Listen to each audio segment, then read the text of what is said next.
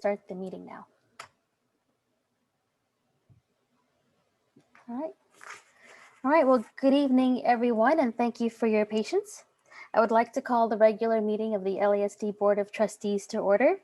A recording and/or broadcast of this meeting is being made at the direction of the board, and the recording and/or broadcast may capture images and sounds of those attending the meeting. We'll do a roll call attendance. Steve Taglio. Here. Jessica Spicer. Here. Vladimir Ivanovic. Here. Brian Johnson. Here. And I, Waishali Sirke, am here as well. Okay, moving on to agenda approval. Would any board members like to provide comment on the agenda? Okay, seeing none, can I please have a motion to approve the agenda? So moved. Thank you, Vladimir. Can I please have a second? I second. Thank you, Jessica. Motion to approve the agenda was made by Vladimir and seconded by Jessica. I will now do a roll call vote. Steve? Yes.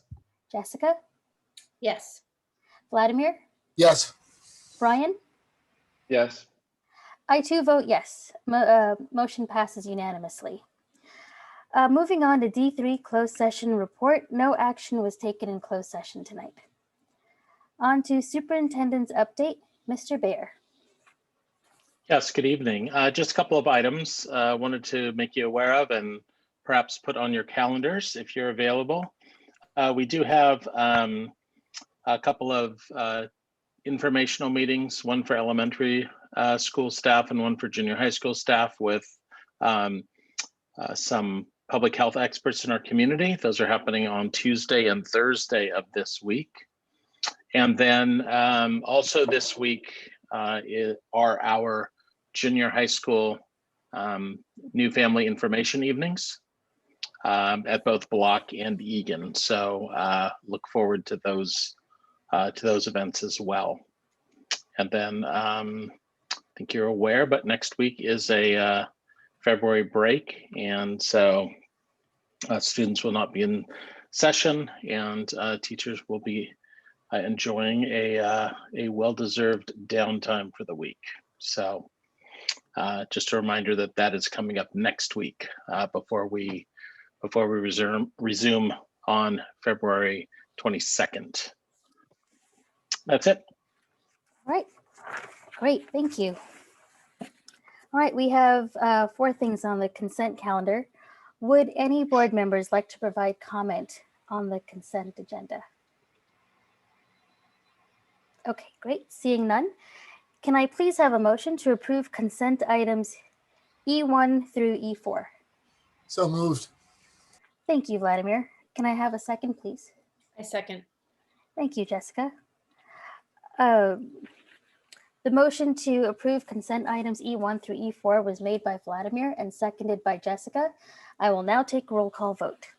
Steve? Yes. Jessica? Yes. Vladimir? Yes. Brian? Yes. I too vote yes. Motion passes unanimously. Thank you. All right, employee request to address the board. Speaking for the Los Altos Teachers Association tonight is Amanda Zongi. Welcome.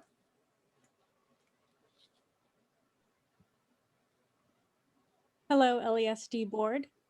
LETA greatly appreciates the work LASD is doing to ensure safety and success for this school year. Thank you for supporting staff social emotional well-being by providing days off for mental health and access to therapists. LETA members appreciate all the time and effort being spent on advocating for teachers and staff to get vaccinated in an equitable way. Thank you again for listening to all voices here at board meetings, at the bargaining table, and whenever a question or concern is brought up. LETA is looking forward to some time off next week. Thank you, Amanda. Well-deserved time off, I will say. Speaking on behalf of the California School Employees Association will be Elena Shea tonight. Welcome, Elena. Thank you. On behalf of CSEA, I wanted to thank the staff, specifically Jeff Baer, for reminding staff and LASD families of our commitment to healthy schools. and the Santa Clara County travel quarantine, especially with next week coming up, because we are truly reliant upon each other's actions to keep everyone healthy this season. And we don't want to let up now that vaccines are getting so close for educators. I also want to thank the board for in advance for looking forward to a great negotiation process with the district for this current year. And CSCA members are also looking forward to a nice week off next week. Most of us, I should say. Thank you. Thank you, Elena. Well deserved for everyone, I think. All right, we're going to move on to community comments. This time is reserved for citizens and employees to address the board on items that are not on the agenda. The board is not permitted to discuss or take action on non-agenda items except to instruct the superintendent to review the matter further, report back to the board at a subsequent meeting, or place the matter on a future agenda. The board may make a brief comment or ask clarifying questions.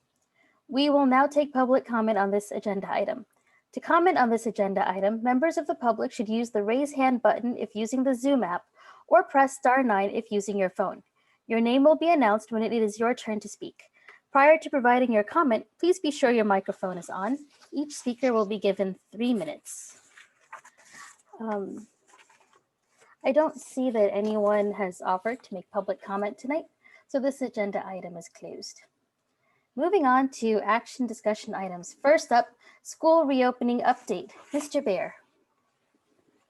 Yes, good evening again. Just give Marcy a moment to bring up the slides. Wanted to bring you up to speed on our current status as a school district in our reopening. So with that, go ahead, Marcy, next slide. We have a shorter presentation this evening, but just a reminder as to where we are with which grade levels having returned. Our elementary schools are completely back on campus, as well as our special day classes on all campuses. And as you know, as I explained at our last meeting for our junior high schools, we will need to wait until we are in the red level for 5 days and then be able to return. This is based on the new state guidance.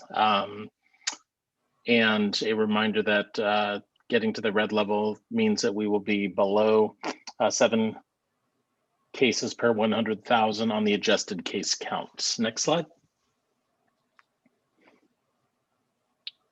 Just a reminder of where we are focused with regard to reopening our schools. Health and safety is a top priority, as both Elena and Amanda shared in their comments just a few minutes ago.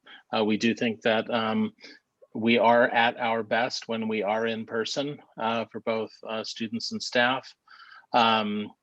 We are using science and data to guide our decisions, working with our public health experts, and I appreciate the collaboration with both of our labor groups coming to agreements. Next slide. These are our most recent updates that I just want you to be apprised of. We have now had our first and second asymptomatic pool testing completed with Concentric. As a reminder, we're using this with our 6th grade students who have volunteered for testing. We're doing this as a pilot, and we're up to 76% of our 6th graders participating. That's 239 of 314 for 2 weeks in a row. All cohorts have tested negative. So we're pleased with that. And we have participation with every cohort but one still. One does not have the that minimum number of participants in order to have a valid sampling, which is 5. Additionally, we have made more PPE available. Face shields, disposable masks, N95 and K95 masks, gloves, those are all available to our teachers who want them. So we are kind of re-advertising most of those things, and then as they have become available, making N95 and KN95 masks available for those teachers who and staff members who want them. And as a reminder, we have utilized our CARES Act funding, which came back in 2020.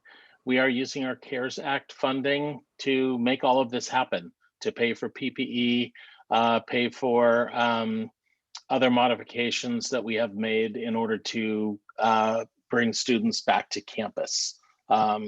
Ventilation, additional staffing, all sorts of expenses that have allowed that spent appropriately and have allowed our students to return while keeping our staff and students safe. Next slide. I had mentioned in my update that we do have a couple of healthcare panels coming up. These are just providing additional information to our staff members. We have so many expert members of the public who have healthcare expertise that we have assembled a panel, one more focused on elementary sites and one more focused on junior high school sites. These are all volunteers from our community. You can see the participants there, in addition to Monica Sidher, our lead district nurse. Emma Dorn will be participating, Dr. Ashna Karana, Dr. Cheryl Reinking, and Dr. Stephen Sust. Emma Dorn and Ashna Karana are both current LASD parents.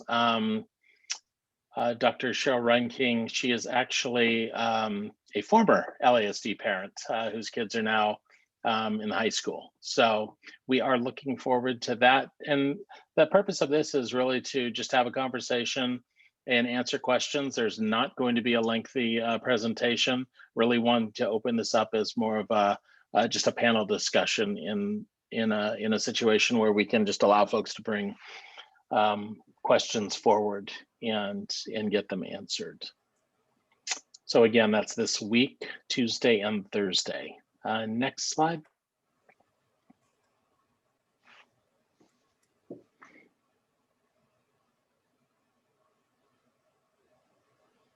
Marcy, next slide.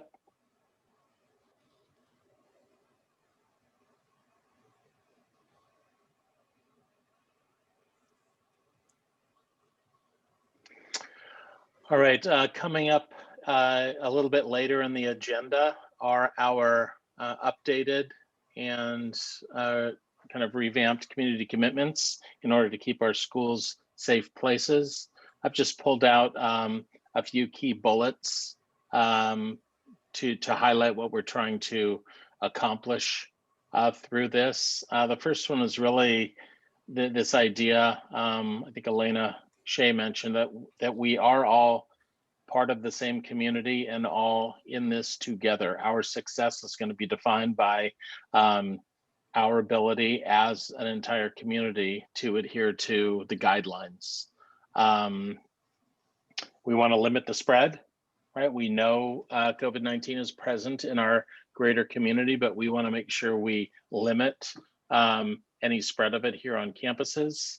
Part of this is ensuring that we abide by all of the policies, procedures, health orders that are in place, both at the local level and the state level. It's adhering to the symptom checking each morning. And as a reminder, this is for our students, our families, and our staff members. All of us are critical to this. Again, abiding by health orders, including those limiting travel right now, and just being more mindful and cautious, right? Not coming to work, not coming to school when you're feeling ill, when you're feeling off. That's something we all need to do to take care of one another. And it is more effort, but it's what we have to do. And as we'll talk about the data in just a moment here, we are demonstrating success. Next slide, Marcy. This is a snapshot of a website. This is the state's COVID-19 website. This gets updated each Tuesday. around somewhere between noon and 3. But this is the site that identifies each county and indicates whether they're in purple, orange, red, or yellow tier. Last week, you can see Santa Clara County, the adjusted case rate was 21.5 per 100,000. That is the number that we're paying attention to in terms of tier. So we are looking to get down below 7 adjusted cases per 100,000. We have been on a downward trajectory in the county, and the state has as well. I think this is the first time in quite some time. Today, the county reported less than 400 cases in their reporting today, which again, the county reports out at about, that one varies somewhere between 1 and 5 each, 1 p.m. and 5 p.m. each day. They report out the number of cases tracked for that day. And again, I think we were in like 385 or something like that. So it is good to see the trajectory continued down after a pretty significant spike after the holidays. Next slide. These are our, sorry, that date at the top should be changed. This is as of February 6th. This is the number of cases that we have seen on each campus. This is any person, right? This is a student or a staff member, but you can see we still have very low case counts. In addition to this, we do have 2 at the district level that don't appear as part of a school site. Next slide. This is the summary slide. Again, 26 total cases since returning to in-person learning on our school sites. 2 additional make 28 in the entire district with those 2 district cases, district staff cases. We have still only moved 5 cohorts to quarantine since late September. Not every positive case requires a quarantine of a cohort. It all depends on what the close contacts are. Monica Sidher, our lead district nurse, is becoming quite expert in that contact tracing, so we're thankful for her. Our average number of cases during the time we have been operational is just under 1.5 cases a week. And as I said, last week we had 2 identified cases.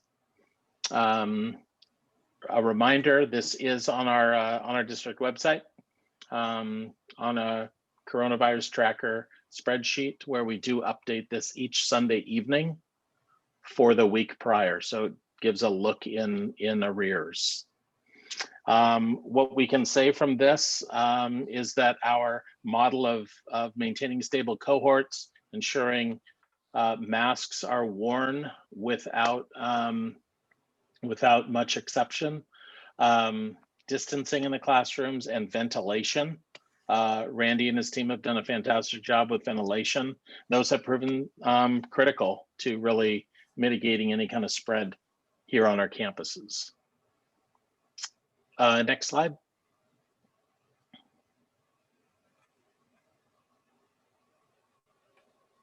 Oh, that was the last one. So happy to answer any questions about that, about those. Thank you, Jeff. Board members, do any of you have any questions for Jeff regarding the presentation? Okay. We will now take public comment on this agenda item. To comment on this agenda item, members of the public should use the raise hand button if using the Zoom app, or press *9 if using your phone. Your name will be announced when it is your turn to speak.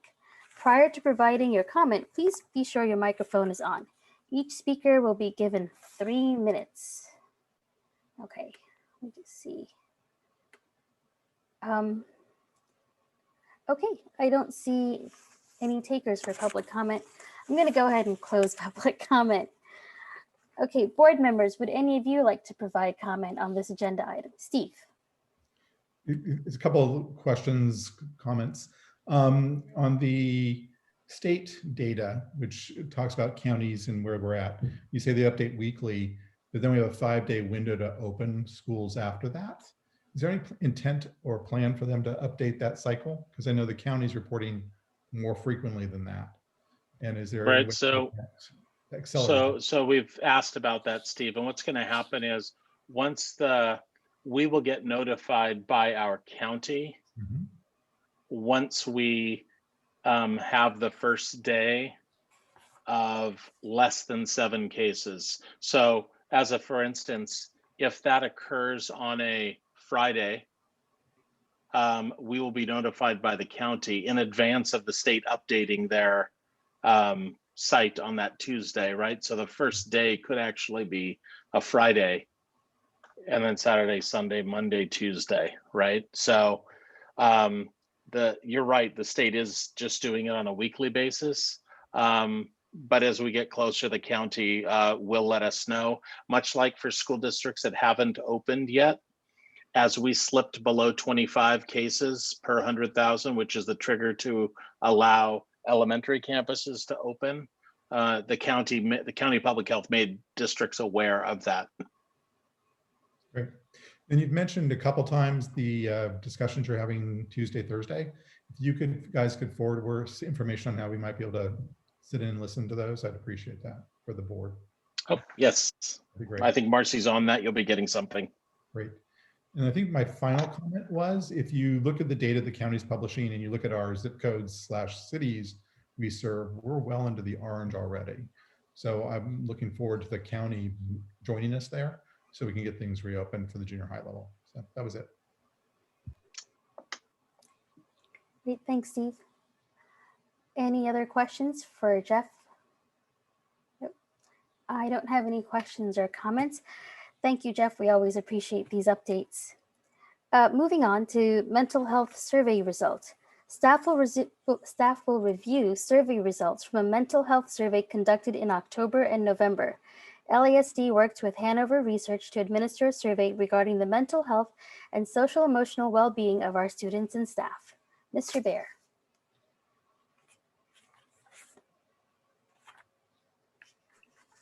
Thank you. As you said, we worked with Hanover Research in administering this survey. This is a survey they've utilized in some form, questions nationwide. Next slide. Didn't put a picture in here. So this is what we're going to see tonight, information about the administration and participation, some of the survey results, summary of the survey results, and then key trends and findings that have come from this. Next slide. First, looking at just a bit about the background of the survey. What's really critical here, these were collected in October and into November.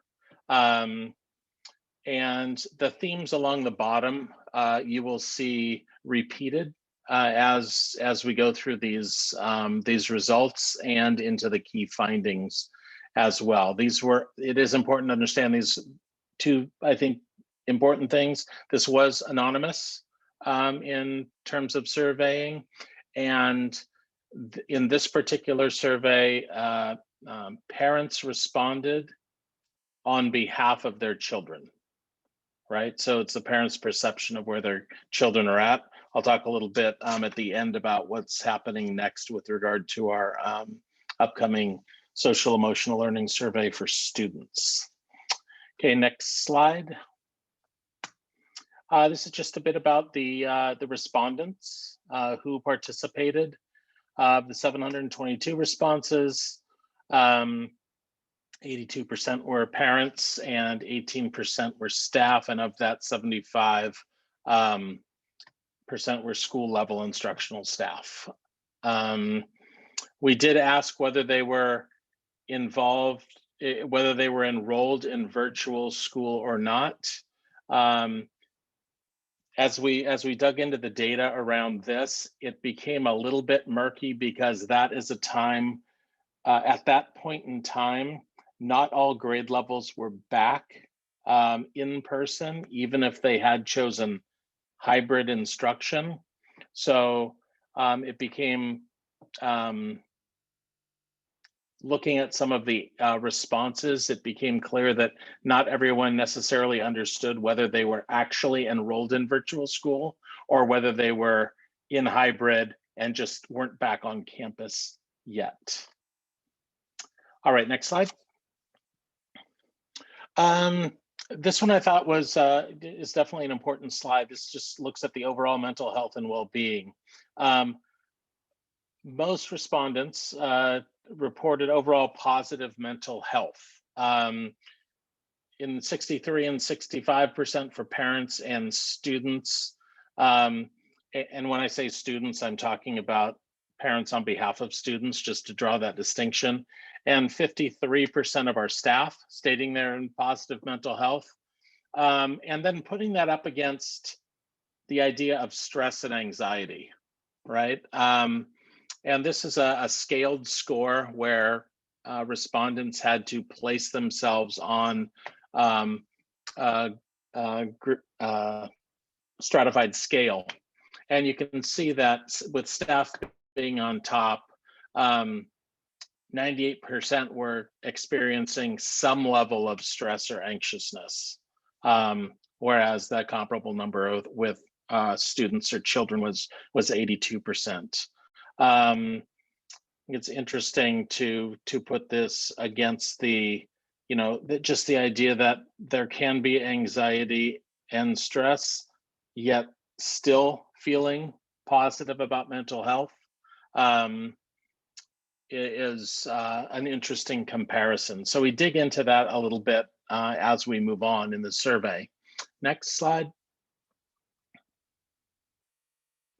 So just this idea of where's the stress and anxiety coming from, right? Clearly for our staff on the left side, the blue bars, work is a significant source of stress and anxiety, along with, of course, COVID-19, and those two things obviously aren't exclusive of one another.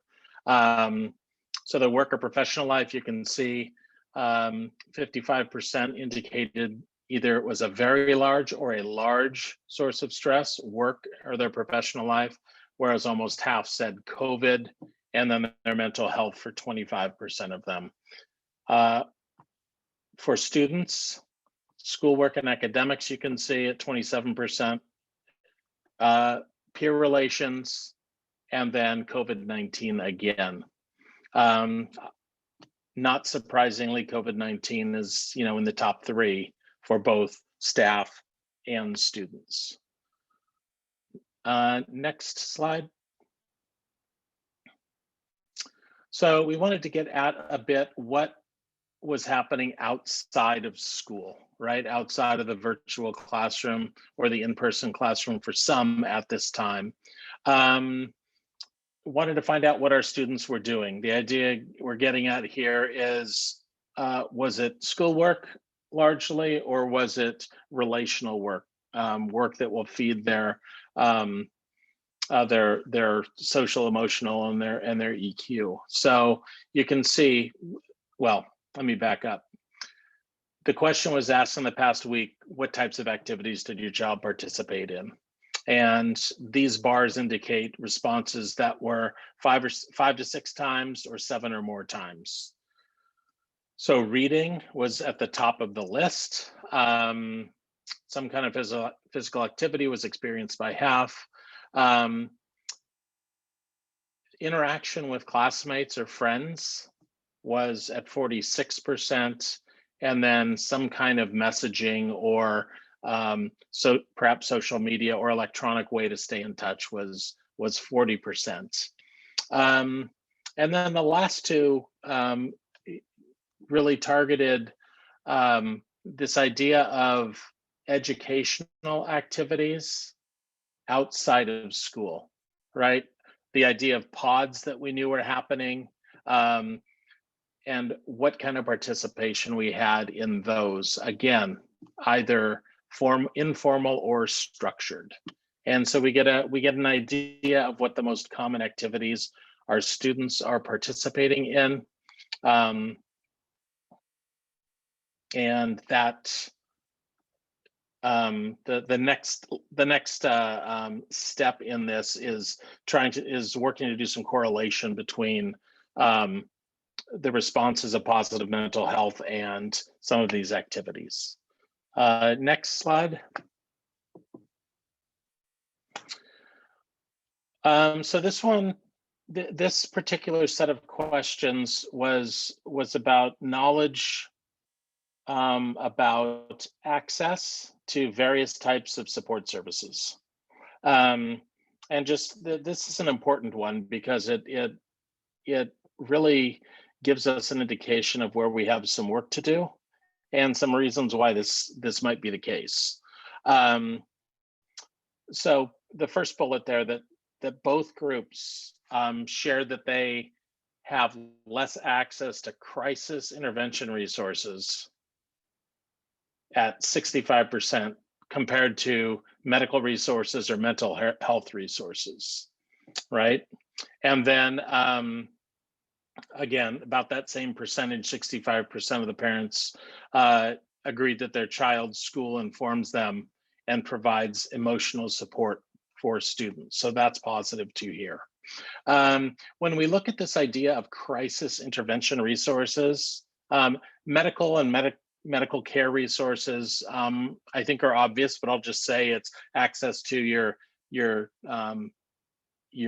personal care provider, your pediatrician, those types of resources. The second is, if we think of counselors, if we think of CHEC in this case, if we think of those types of mental health support providers.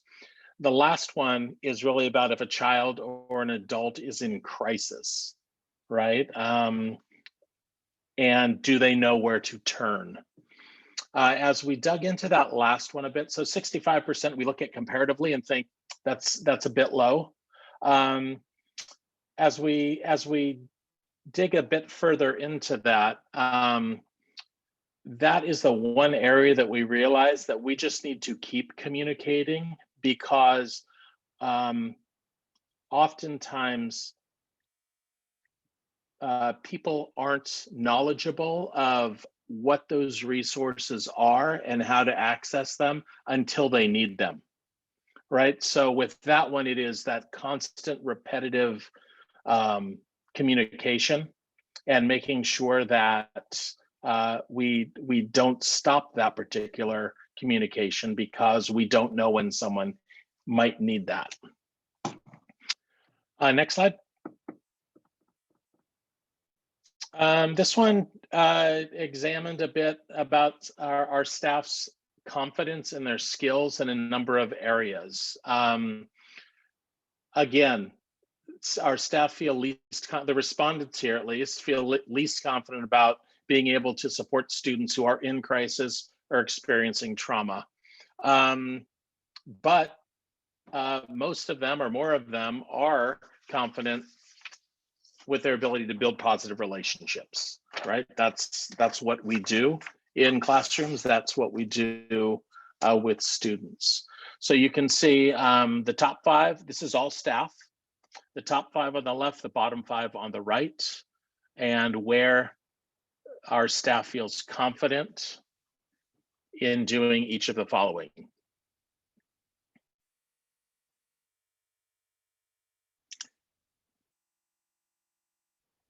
So I'll talk toward the end. There are there's the work we have underway right now that address a number of these. All right, next slide. So training and professional development. This is really twofold. What areas do staff feel they need additional professional development in? And then what's the preference for receiving that professional development? You can see, Marcy, if you go back one slide, You can see on the right side, addressing systemic racism is an area that our staff feels less confident in. And if we go forward to the next slide, it's not surprising that also appears as an area that they anticipate they would like some professional development. So that certainly is on our radar right now, as well as promoting overall social emotional learning and creating learning environments that promote that, and this idea of equity within the learning environment.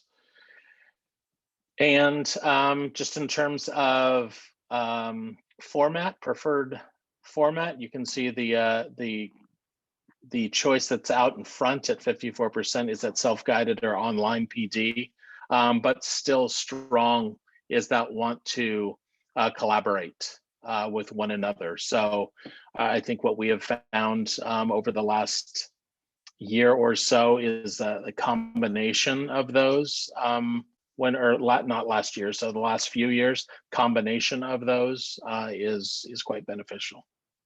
Next slide. All right. How do parents think that their children would benefit most? And that's through teacher contact, right? Not surprising at all. Teachers are viewed as the top resource for students, as they should be. And then further down on the list are the broader school staff, principals and psychologists and counselors and so forth, are seen as still valuable, but not as valuable, obviously, as our teachers, providing check-ins with students and then providing that communication as necessary. Next slide.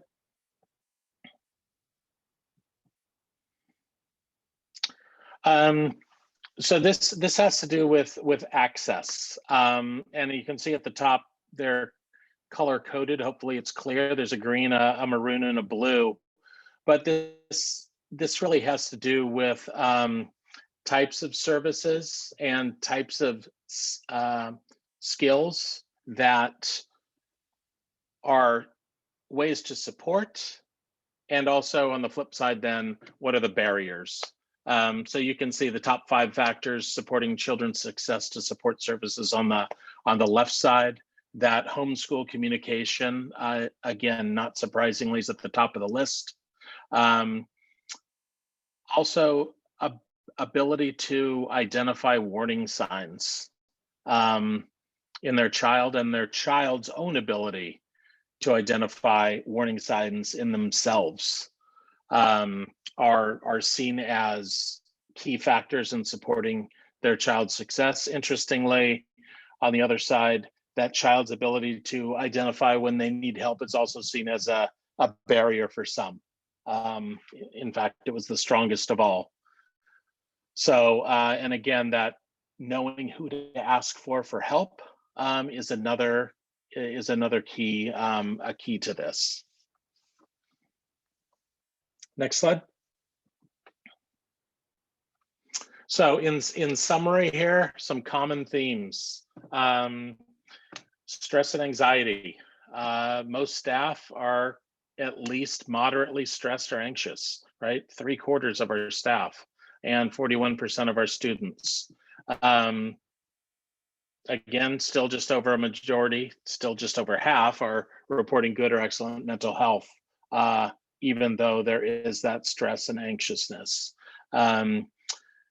Crisis intervention supports, this idea, again, just repeating, knowing where to turn to for crisis intervention resources, and our staff's relative confidence in supporting students in crisis are a couple of keys that we pulled out of this. Next slide. And then staff's both comfort and ability to address this idea of systemic racism. That was identified as the top PD area. So we are most definitely looking at that, especially as we dig in with our equity task force, understanding how those two interrelate.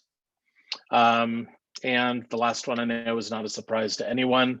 Just that idea of regular communication and check-in with teachers is, our families really feel a very important part of monitoring their students' mental health and wellness, and being able to access services. I think that's the last slide, Marcy. Yeah, so a few things going on. We certainly know in terms of challenges that the mental health and wellness of our staff is something we have an eye on. I was happy that Amanda highlighted that at the beginning in her comments. Also, we know students struggling with school, with connection virtually, and being in person less is a concern for us. And this idea of the number of resources we have to support struggling students. Early on, that was a pretty big concern for ours. As we learn more, as we're working through this pandemic, we have brought on some additional supports, actually a number of them. Having teachers focus on social emotional learning as part of their daily meetings.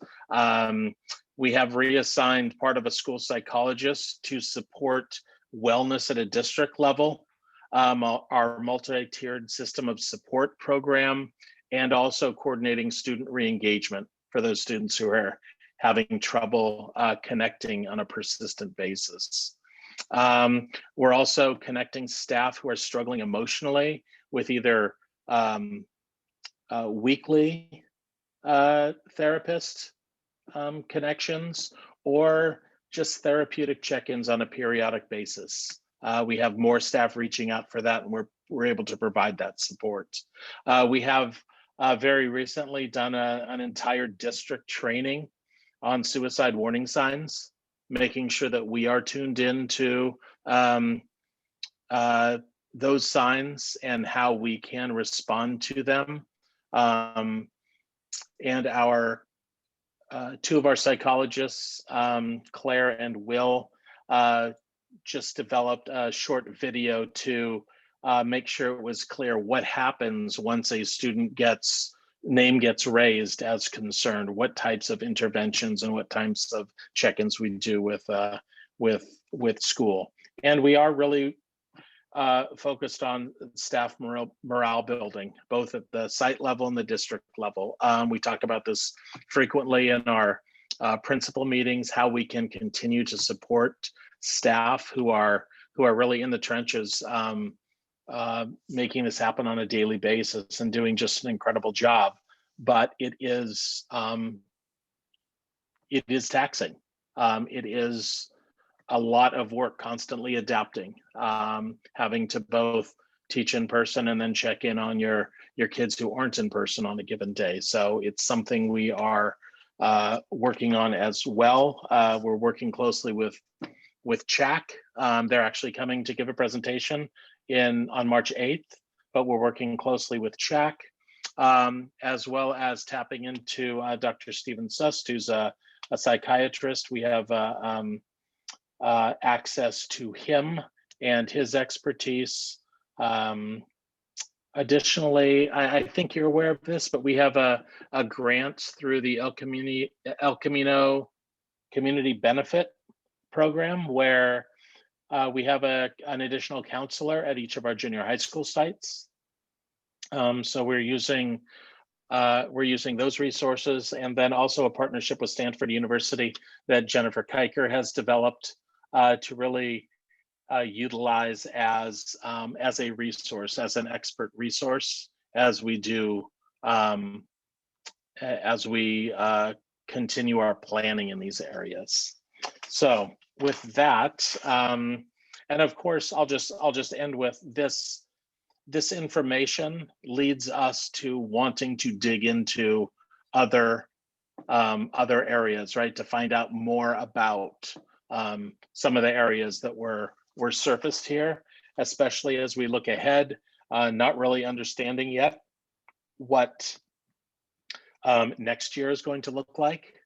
We want to make sure that we're constantly working on refining and improving what we're providing for both our staff and our students in this area. So I will stop there, Shelley. Fantastic. Thank you so much, Jeff. Any questions from board members regarding the presentation? Okay, great. We will now take public comment on this agenda item. To comment on this agenda item, members of the public should use the raise hand button if using the Zoom app, or press *9 if using your phone. Your name will be announced when it is your turn to speak. Prior to providing your comment, please be sure your microphone is on. Each speaker will be given 3 minutes. And I'm just gonna see if we have any. Okay, I don't see anyone that wants to make public comment, so I'm gonna close public comment. Board members, would any of you like to provide comment on this agenda item? Jessica? Hey, I guess I'd like to know more about what we're doing. Jeff, you mentioned that we would be doing a survey of the students, a more updated survey. So learn more about that. This was done in October and things actually have changed since then. So I'm interested in an update across the board too. Perhaps our own local survey of staff and where they're at. Doesn't have to be on as exhaustive as it relates to some of the PD, because I think we have an idea of that, but more on the social emotional side. Yep.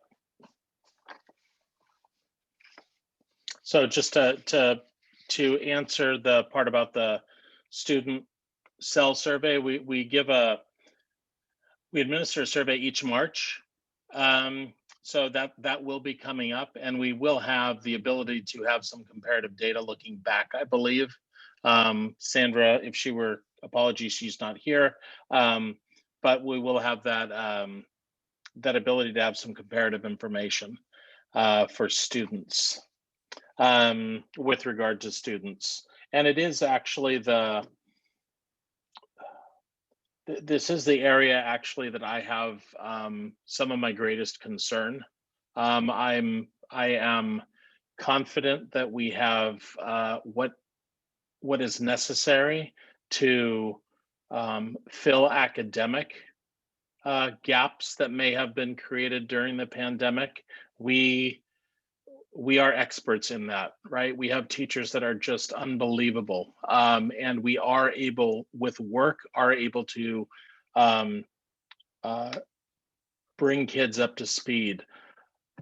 With regard to their mental health, that is a more uncharted territory, I would say, right? And understanding how that's going to impact students when they arrive back on campus. As well as staff. That's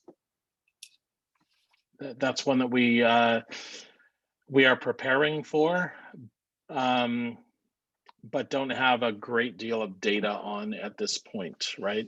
There are fewer resources to tap into with regard to that.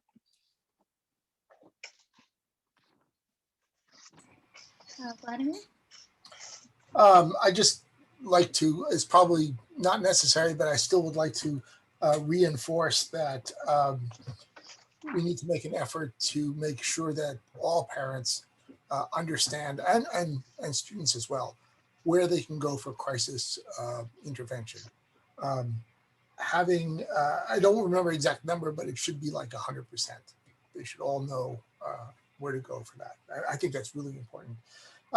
One other thing about crisis intervention,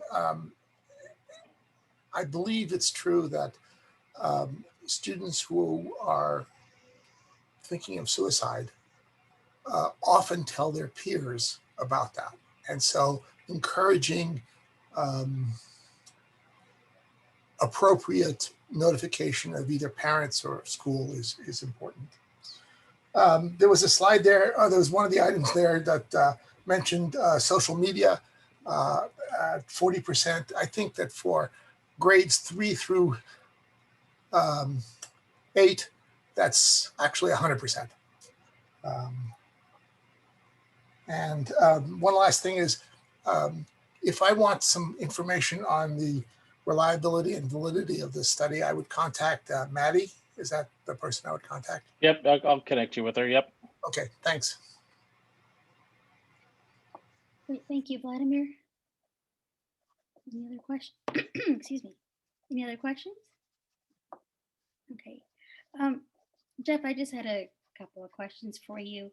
On slide 6, the student sources of stress, if you were, I guess I'm trying to think pre-pandemic, current pandemic, but if you were to take the pandemic out, do you think that that split between schoolwork and peers is about normal for elementary school kids? I'm just asking because I'm wondering, the survey happened in the fall and most kids were isolated from their peers, you know, at that time before everyone started coming back on campus. I'm just wondering if that had any impact on that. Whether That's a good question. I can ask that question, Shelley. Okay. And then the thing that concerns me well, I mean, all of it concerns me, to be super honest. We may not see mental health impacts immediately when we open up our doors in August. You know, they could be delayed. And so it's very hard to like see it, you know. But anyway, on slide 9 and also on slide 12, the theme about the lack of knowledge about who to ask for help, top 5 barriers to access support services, and not knowing where to refer parents and guardians to additional supports in the community. I'm not talking about the crisis intervention stuff, but like one layer before that, just where would you go for help in the community? It's ranked really low, and that kind of concerns me. And I'm not sure if it's because of what you said, you don't access it unless you need it. But I think at a minimum, I mean, we have these contracts with CHAC, for example, right? A community-based organization. And I feel like whether your child actually needs to access CHAC counselors or not, all of our parents should know that that's there and available. And I don't know if that's something that CHAC could be doing better, or I guess it's a question to ask Marcia next month. Sure. But I'd really like to know a little bit more about that. And then on slide 9, there we go. I was just thinking, I was looking at the bottom 5, staff confidence in their ability to do the following.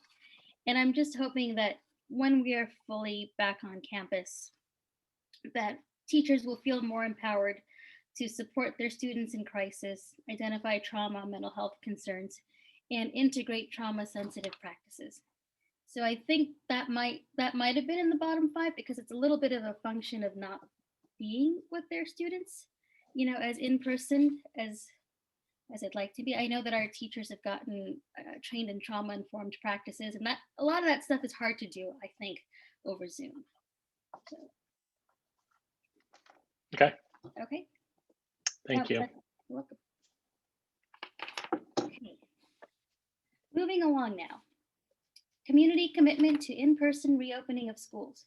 The Board of Trustees will review the revised community commitments to ensure a safe return to in-person learning.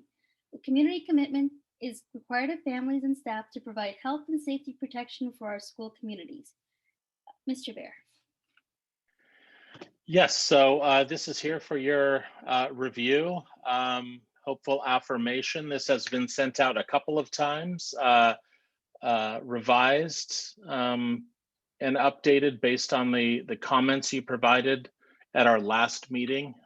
Thanks to Jessica and Sarah Stern-Benoit for their work on that.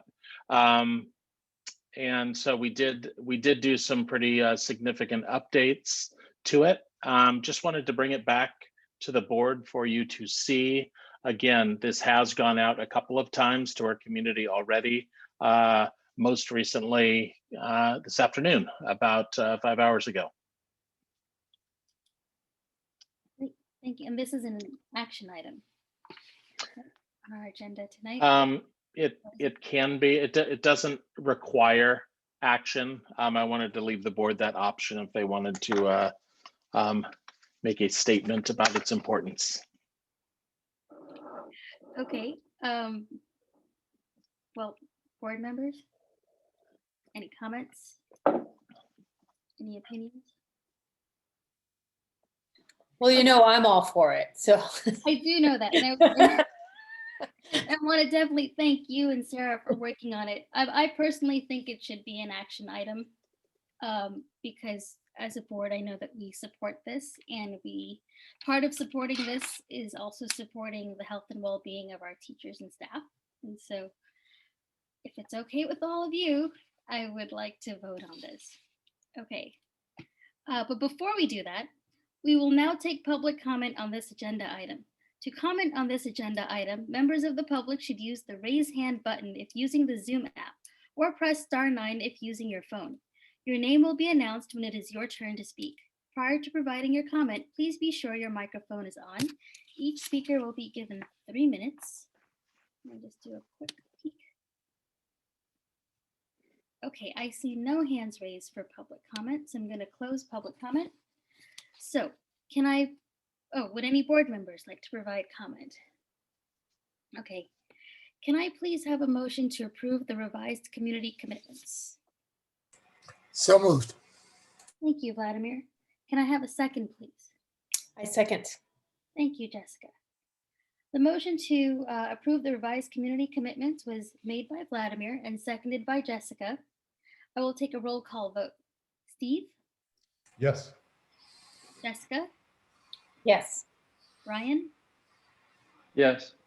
Vladimir? Yes. I too vote yes, and the motion passes unanimously.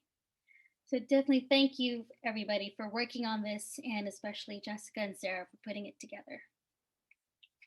Okay, on now to the 2021-22 preliminary budget. Mr. Kenyon will provide an overview of the preliminary budget for the upcoming fiscal year based on the governor's proposals for the state budget. Mr. Kenyon. Thank you, Shali and board. And thanks, Marcy, for getting it ready already. I was going to say while you were getting it ready to the board that I want to stress that this is a very preliminary look at the budget for the upcoming year. What we do is we take the most recent financial update we've provided you, which was the first interim financial report for the current year that we provided in December. And we layer on top of that any significant impacts from the governor's proposed budget for the state and how that impacts our budget. That's the normal way we provide a preliminary budget for you at this time.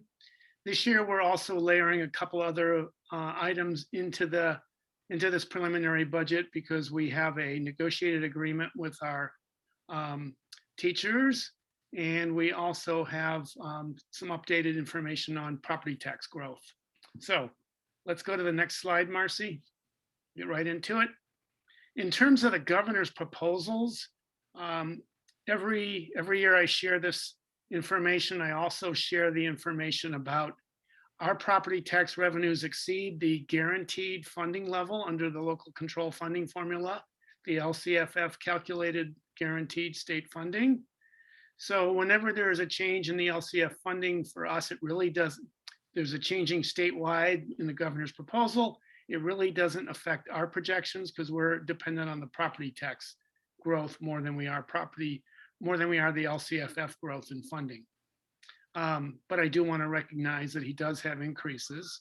One of the things that he has proposed is a cost of living adjustment for the on a per student basis for the funding for all districts that are under the LCFF formula. It's actually a compounded COLA, recognizing the fact that there was no COLA given in the current year.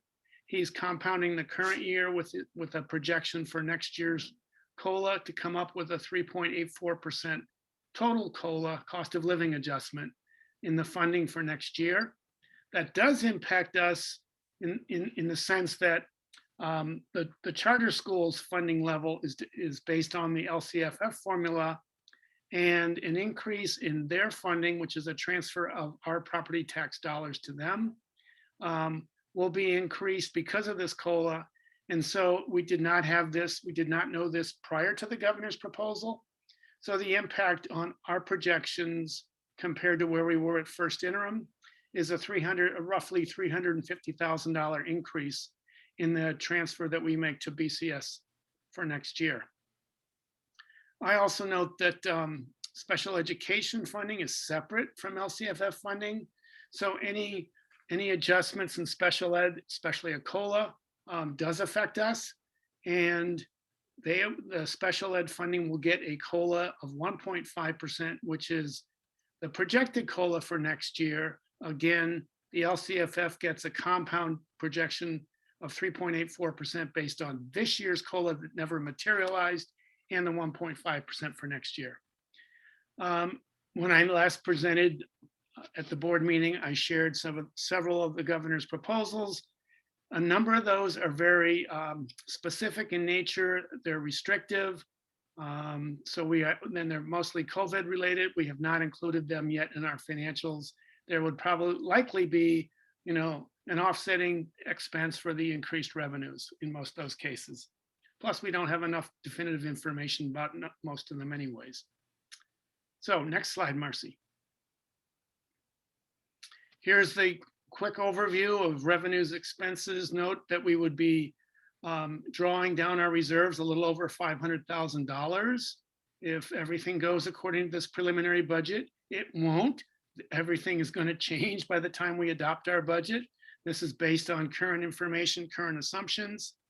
And you'll note that our reserve level is down a little bit from where we were at first interim, but it is still in the double-digit arena above our 8 to 10% target reserves. Next slide. Key assumptions driving the preliminary budget projection at this time. I'm now projecting property tax growth of 3%. At first interim, we were still looking at a 0%. That's based on current information from the county assessor. And I will go into a little bit more detail on that in a couple of slides. Just as a point of reference, the tax growth current year was 6% over last year's property tax revenues.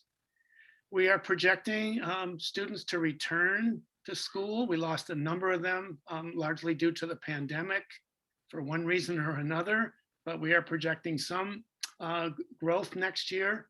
The number we projected right now is 95 more students, 3,669 to be precise. And again, that number is not going to be hit right on, but that's a sense of what we're thinking might happen. We're also projecting BCS enrollment growth to the level, that the most recent level where they have said their target, which I think is 1,111 students. And this is the number of in-district only students, 1061, which is 18 more students than in the current year. Again, I mentioned the increase in funding for BCS because of the COLA. No additional funding from federal or state sources except for the COLA on special ed. Next slide. I had to make some kind of assumption, so I'm making the assumption right now that we are going to somewhat return to pre-COVID days and looking at class sizes returning to the pre-pandemic levels. I'll be presenting to you the second interim at the next board meeting, March 8th. We'll see what my assumptions are 1 month from now. They may change. Only two additional teachers are needed to accommodate the enrollment growth shown on the previous slide based upon where those kids come and in what grade levels. Here is one of the additional changes since the second interim. I'm assuming based on our agreement with LATA that we are in the projections, we're giving a 2% across the board raise for all employees for both the current year and for next year. So that's baked into the budget and to the multi-year projection.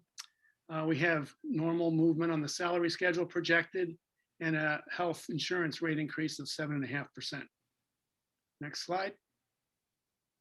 So let's talk a little bit about the tax growth scenario and that assumption. So this shows you where we are right now in terms of the roll, the assessed value of properties in the district, In the blue bar is where we are in February, and the blue column, I should say. And the red represents where the roll ended up when it's finalized on July 1 for the upcoming year. So you can see typically there is growth from this point in time to July 1, and we expect to see some growth. I don't know how much between now and our July 1 for next year. And this shows we're just a little under 4%.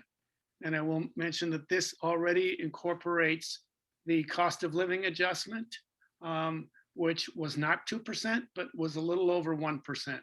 So that's what the cost of living adjustment was, the inflation factor on AV growth for the upcoming year. Next slide. Just looking a little, I mean, this sort of shows you the same information, but just focused on the last 3 years and what happens as we go forward. You can see where we are in February. And note, in the current year, the downturn was due to the adjustment out of the automatic 2% inflation factor that our county assessor system has in its system. They put it in initially, and then if they have to adjust, they back it out. That's why there's a drop from January to February of about 1%. And we probably should expect some growth for the rest of the year based on recent trends. And if you go to the next slide, okay, I guess that's enough on that particular point. But we're talking a little bit about apples and oranges here, right? Assessed value is not taxes. Assessed value is the value of property, and the taxes is the taxes on the property. So AV growth is a point in time. I look at July 1 when the assessed value is set for the year and compare that 1 year to the next. Tax growth is what's happened to taxes during that year after the July 1 roll is set. So for example, if we look at the current year, right, we had AV growth of a little over 7%, right? That's the orange colored line for this year, July 1 from last year to July 1 of 2020. Our tax growth for this year, we haven't finalized this year. We're only through February. We're not even through February because I only have an update through November at this point. I will get another update later this month, February 19th.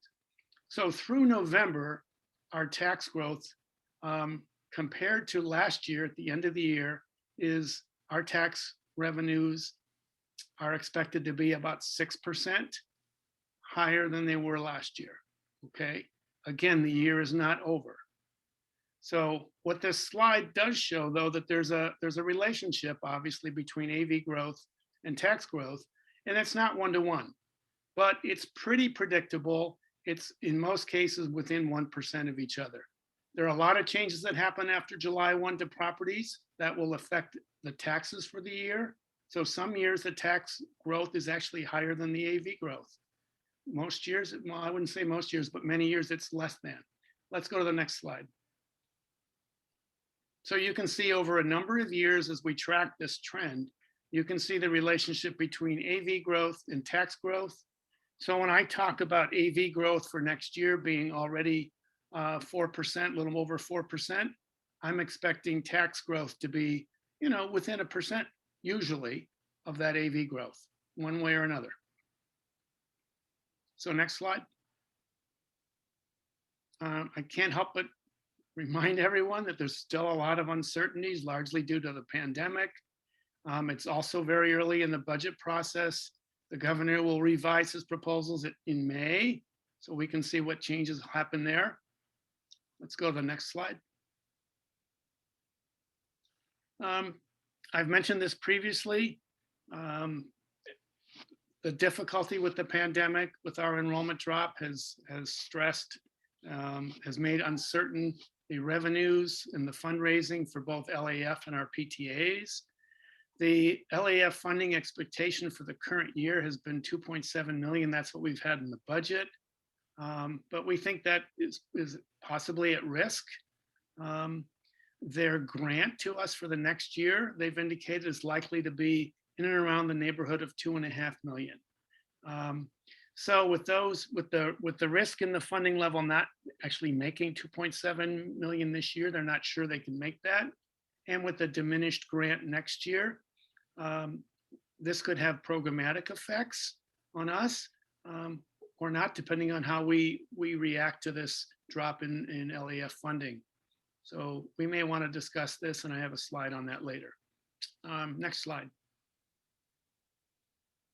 As I move from the budget year itself and just kind of look at a longer picture, the multi-year projection, the assumptions, the key one in terms of revenues is property tax growth, assuming 3% growth next year, which I think is still fairly conservative, dropping down another 1% to 2% growth in the following year, and then back up to 4% each year thereafter. Remind you at first interim in December for the next year, the next 2 years, I had 0 and 0% growth at that time.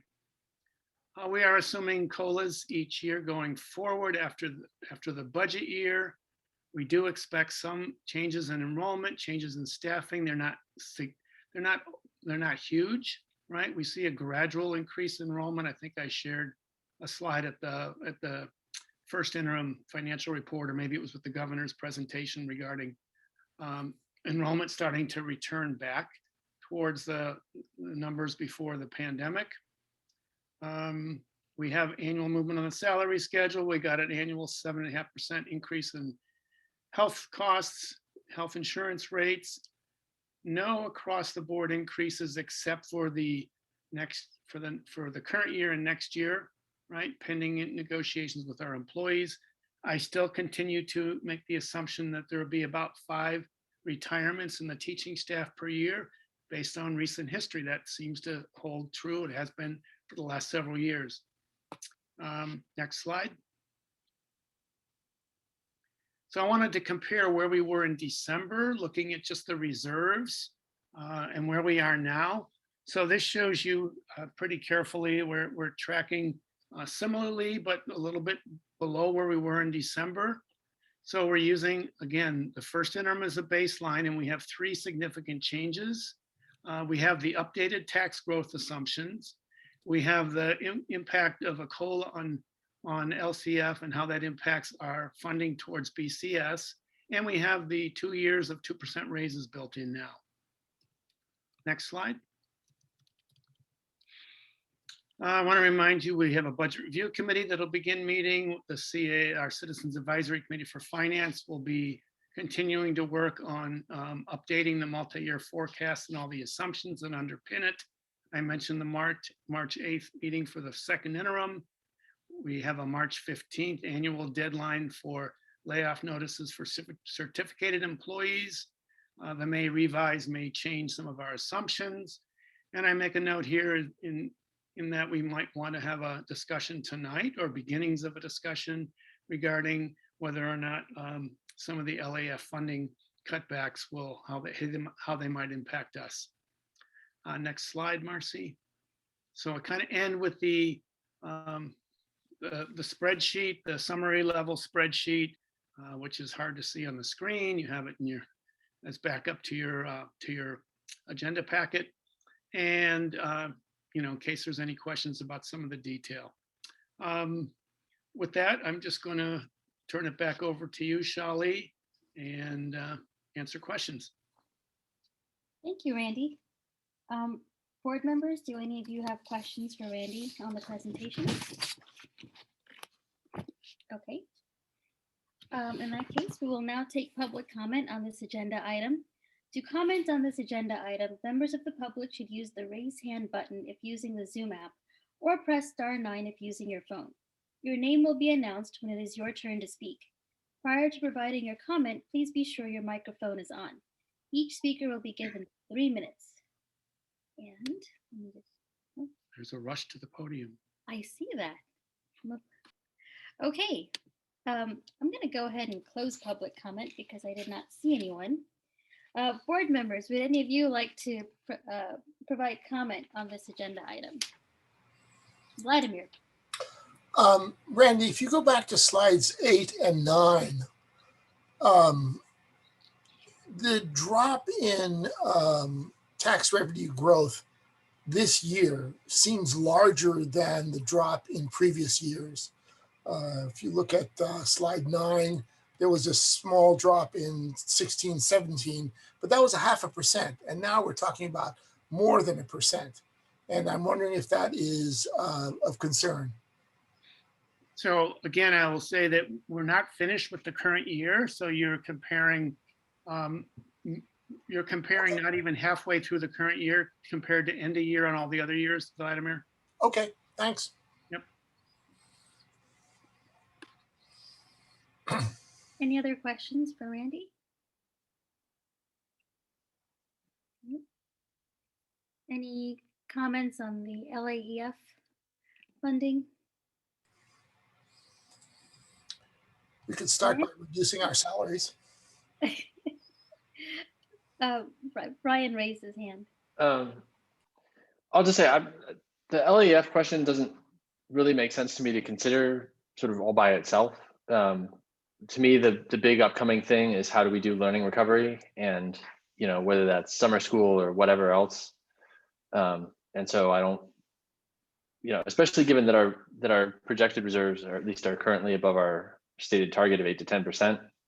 What I'd like to see is the budget review committee look at, how much money they think we have to spend this summer and in next fall doing amelioration of all the stuff that's happened over the last year, and rather than look at cutting program at this point.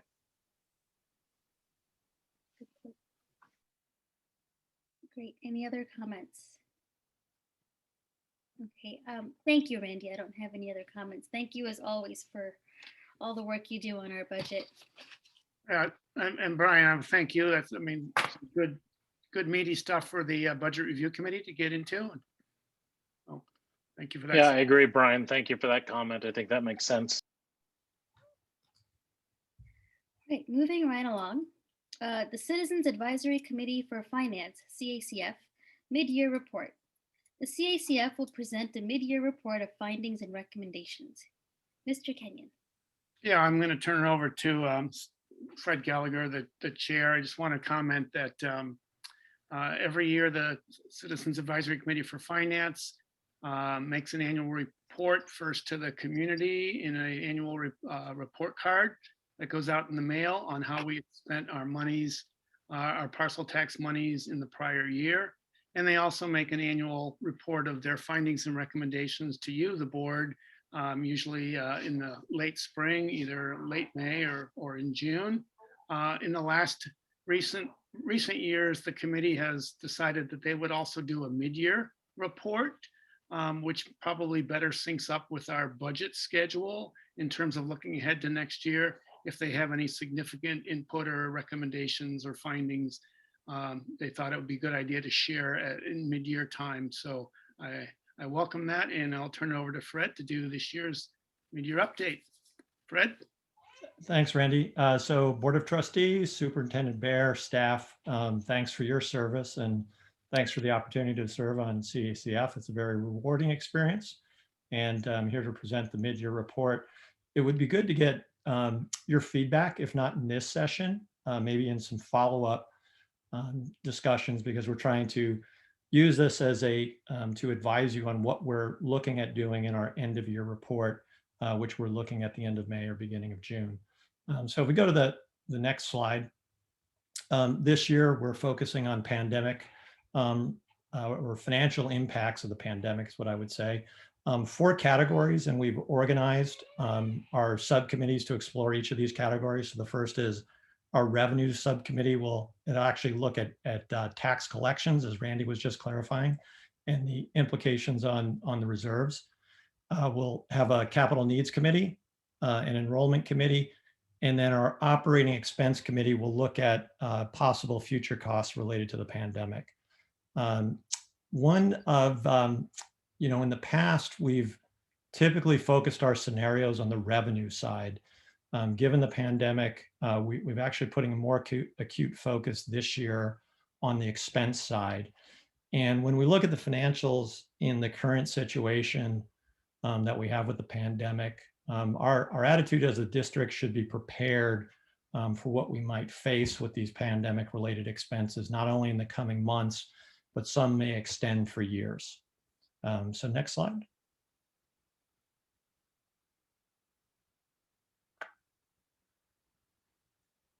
There's a slide that says revenue, I think. There we go. Great. So there's a revenue committee. We look at the reserves here, and great news that we ended last fiscal year above our target. Everybody on CACF was cheering, so that was great. We get excited about that. We're looking at scenarios very similar to what we do in the previous year. So we'll look at the base case and then some other scenarios, maybe to call out because there's other people listening. I know the board and staff know this, but CACF will look at scenarios and we'll typically look at revenue scenarios that include a recession. It's not that we want a recession to happen, for goodness sake, or that we even think we're good at predicting a recession. It's that we would want to make sure that the district has the resources to weather that and that we're prepared for such a scenario. So we'll do we've already looked at a couple of scenarios, and we'll highlight these in the end of year report and highlight the impact of those to the reserves. So we can jump ahead to the next slide.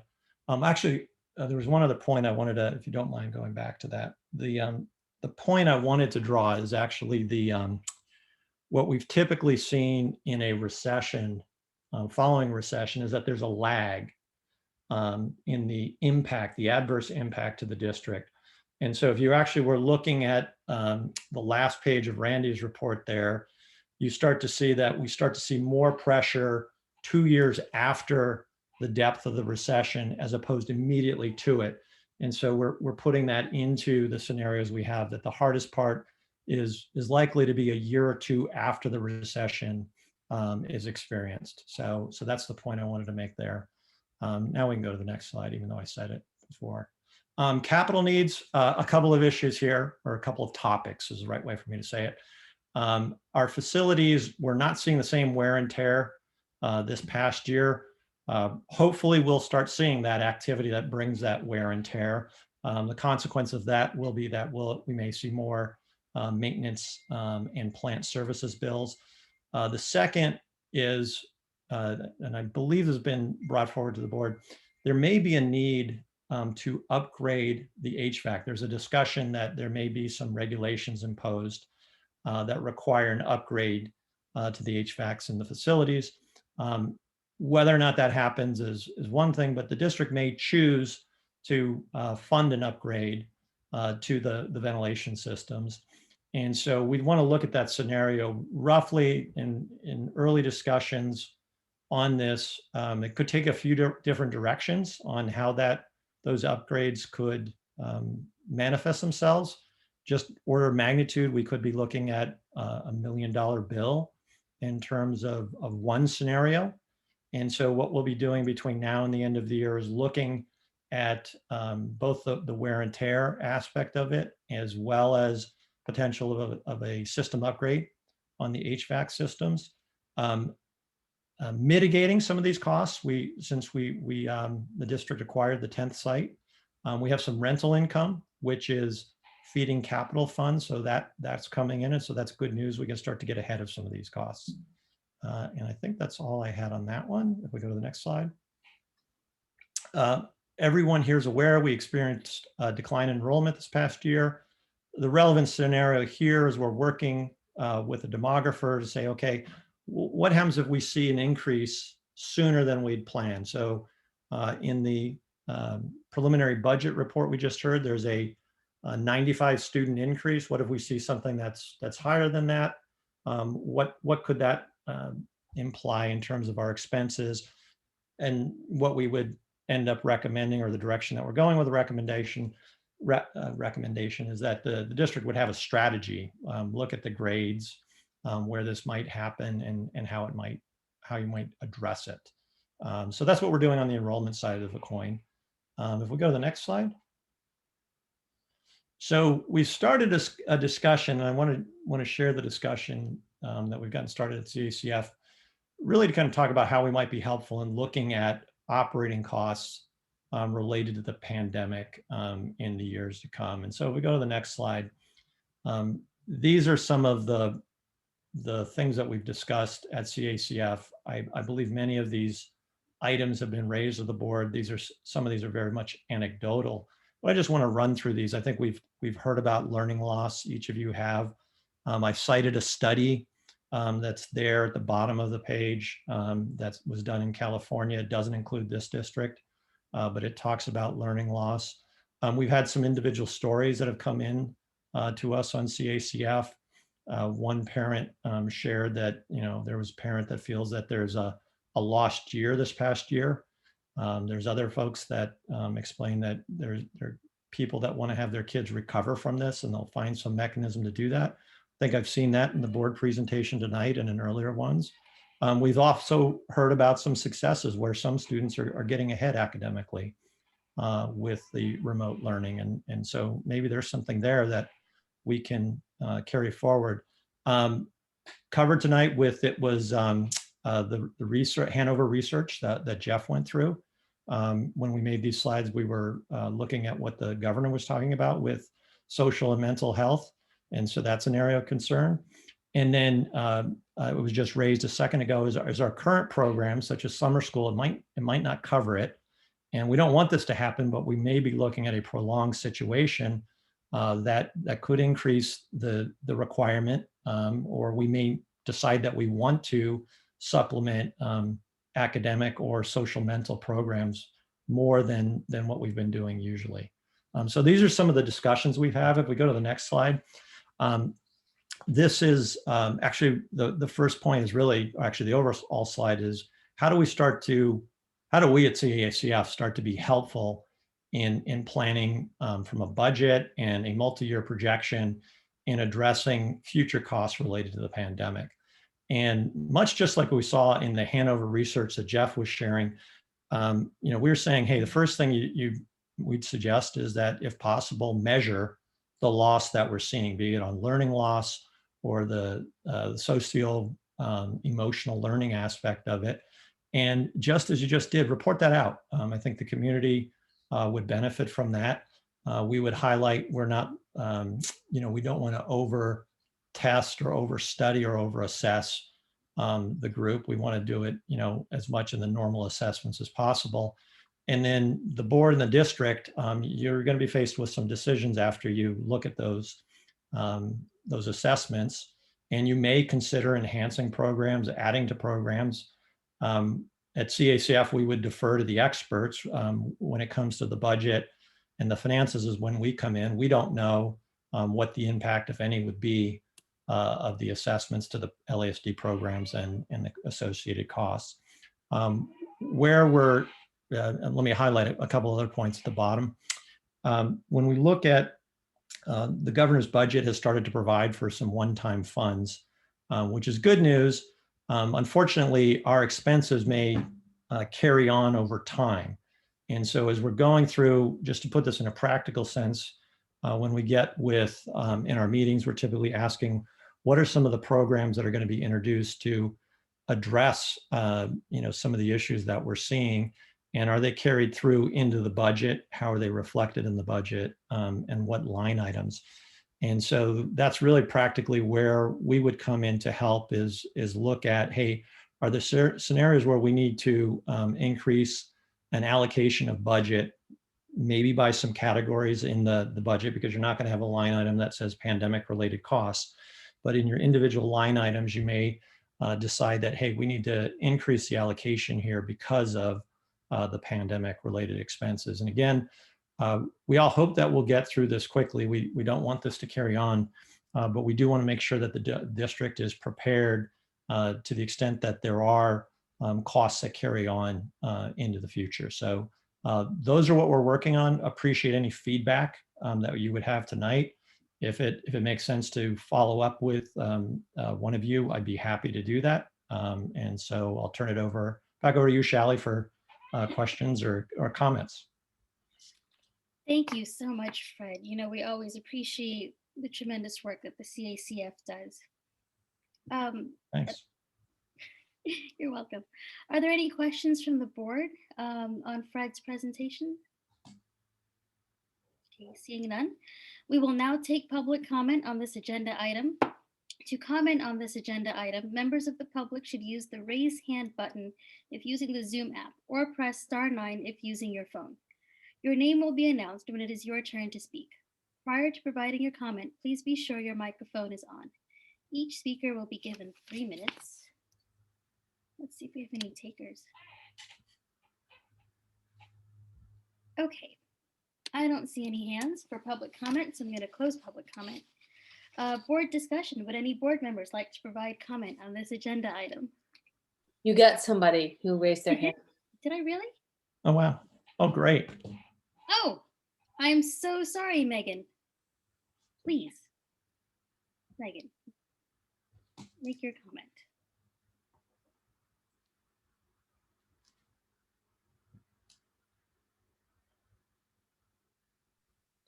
Our first speaker is Megan C.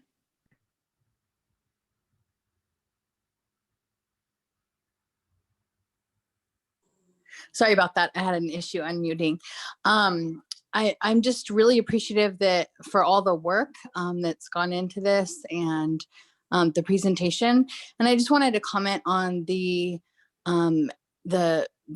AC units and the ventilation, and really advocate for those to be upgraded, even if it's not required by outside sources. And I am curious if it's HEPA filter already, and kind of what it looks like, and what are the schools that may need the upgrade, and then you know, how important that'll be to mitigate spread. Thank you. Thank you, Megan.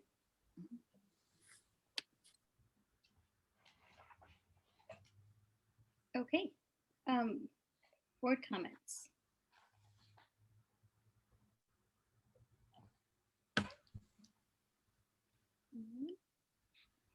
Okay, oh, Steve, and then Brian. So for once, I think the issues you guys are raising are the ones that we've been thinking through. So I appreciate you focusing there. Normally you bring up ones I hadn't thought of, but for once I think I've actually got the same list we're working to. And so I appreciate that. And I look forward to hearing your thoughts as well, because I think we're trying to figure out how to quantify what this will look like. I was feeling a little better when the governor initially had proposed his idea of COVID support for dealing with some issues that got shot down, last I heard. So I'm looking forward to see what the next rev of that will look like, because I definitely we could use the funds to support some of the things like, what Megan raised, additional support for HVAC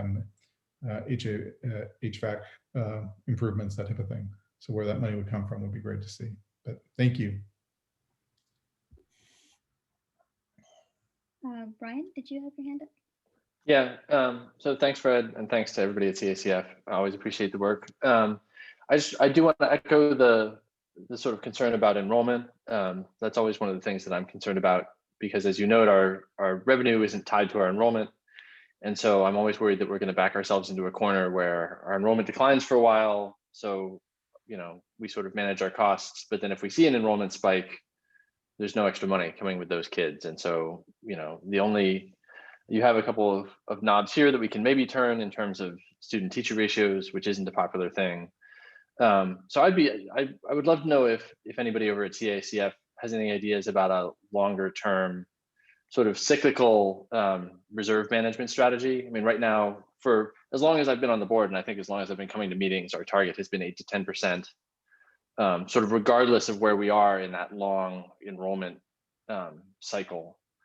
And that level is far below a lot of our neighboring districts' target. And I've always sort of thought that target should go up or down depending on whether we expect our revenues, or not our revenues. So revenues are irrelevant to our enrollment, but it should go up or down depending on where we think we are in the enrollment cycle.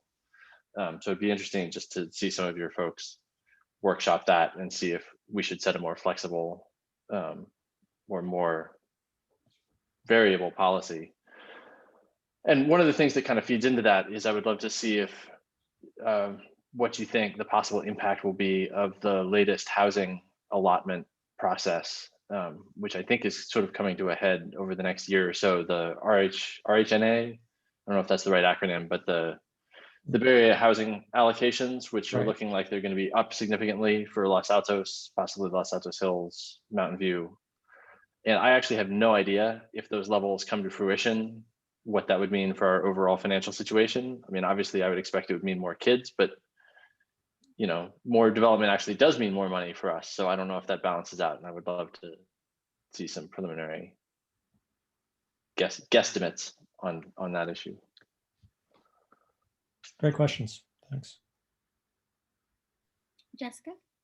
It's really not a question, it's more comments along the line of Steve, is that generally you're hitting the mark on, you know, what we need to look at or what's going to cost us for learning loss and all that stuff. And I think as it relates to one of our last agenda item, I think we're going to have to look at on March 1st, a bunch of the stuff related to our end of the school year, what summer school looks like and what the next school year looks like. And then that would inform what we need, what we may need help from CACF on. So it's more of a comment, but you may want to come to that study session, Fred, just to see Sure. where we're going on that. Great. Great. Thanks, Jessica. No problem. Thanks, Jessica. I think that's a great idea. If someone from CACF, certainly Fred, if you could make it to our study session. Okay. Vladimir, do you have a? Nope, I'm all set. I'm channeling Steve, no comment. That's why it's so great to go last, because all my fellow board members said wonderful things. Fred, you mentioned the demographers report Yes. very briefly. I'm just kind of curious. I mean, of course, nobody could foresee this, you know, pandemic or whatever, and how it's just had such a, I don't want to use melodramatic language, like devastating impact on population, housing, everything. And with, you know, with people moving so much more now out of the state, out of the Bay Area, do you have an idea, or does the demographer have an idea of what population trends? I feel like things might have been going a certain direction, then the pandemic hit and things have just kind of gone sideways as far as migration patterns, for lack of a better word. Sure. Maybe I can give a quick comment on that, because that is the subcommittee which I chair. And so I've been involved in looking at demographic reports back to the 2012 Enrollment Growth Task Force. And so we still have a preliminary report, Shelley. So with that caveat, we had some ongoing trends in terms that we were seeing, both socioeconomic as well as some ethnic trends in terms of people moving into or out of the community. And so that's starting to shape up. And so we can share that. And actually it's probably just most appropriate to have the demographer finish the report and then share that with you. What we did see, though, was just very abrupt, and I think Jeff and Randy have probably shared this with you, is that there are certain folks, when you look at what transpired with the change, the big drop in enrollment, is there were folks that, quote, left. Many of those folks have been, I would say half have been contacted, and there's a variety of descriptions as to why did they leave, and that's will be captured into that report. Many moved out of the area. And we have, out of the half that have been contacted, about half of those have indicated an interest of coming back. And so we can start to enumerate that. But this is one, it starts to touch on one area, which is always a little bit frustrating, because it's challenging to predict folks the migration trends of people into any district, because from a statistical perspective, there's a lack of a predictable variable. And I can get into statistics with you if you want, but I'll spare you right now, is that what the answer you'll get from an expert in the field is like very hard to predict how people will move. But we can see some trends and form some educated guesses based on that. So I think you'll see the report and you'll see a couple patterns that are in there, but there was very much just an abrupt change related to the pandemic and people that have moved out. Many have been contacted and have started to express, but we don't know, I think even Jeff was highlighting, we don't know what it's going to look like in 6 or 7 months. So it's really hard to predict that. Well, I would just add to that, Fred, of the 50, and thank you for coming and sharing the report. With regard to the enrollment, we have heard from about half, and about half have indicated there is a want to return, but I don't think that return rate can be extrapolated over the remaining 50% either, right? Correct. Right. That's right. No, I would actually, if they didn't respond to an outreach, you actually may, speculate. Maybe close to. Right. That's right. So thanks, Jeff. Yeah. Well, thank you so much, Fred. I look forward to reading the demographer's report.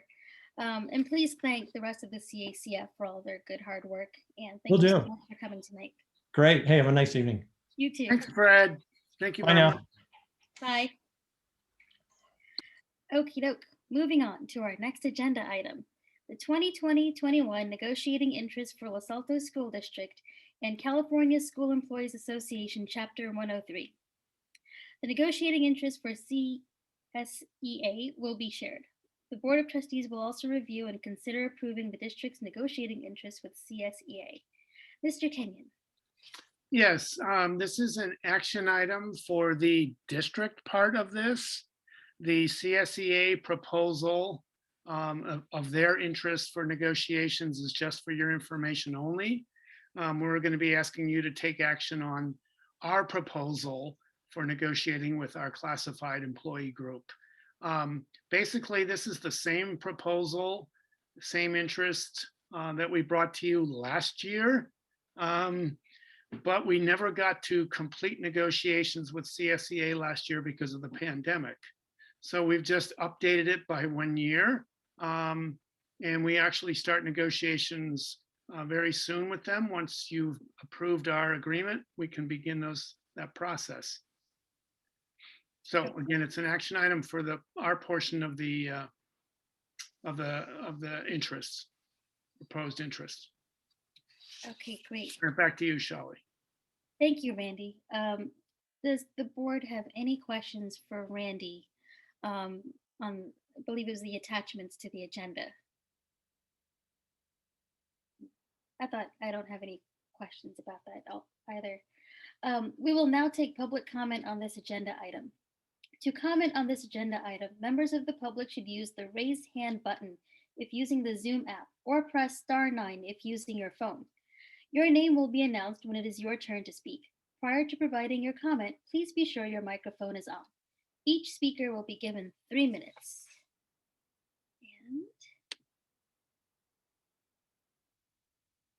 Okay. I don't see any hands raised for public comment. I'm going to go ahead and close public comment. Board members, does anyone want to provide comment on this agenda item? Nope. Okay, great. Then can I please have a motion to approve the 2020-21 Los Altos School District negotiating interests? So moved. Thank you, Vladimir. Can I please have a second? I second. You know, I looked up at your score, Jessica, waiting for you to say you'll second. Okay. Motion to approve the 2020-21 Los Altos School District negotiating interest was made by Vladimir and seconded by Jessica. Is there any further board discussion? Okay. I will take a roll call vote. Jessica? Yes. Steve? Yes. Brian? Yes. Vladimir? Yes. I too vote yes. Motion passes unanimously. Thank you. Okay. Thank you. Thanks, Randy. Next is the 2021-22 district calendar. The Board of Trustees will review the proposed district calendar for 2021-22 and consider approval. Mr. Bear.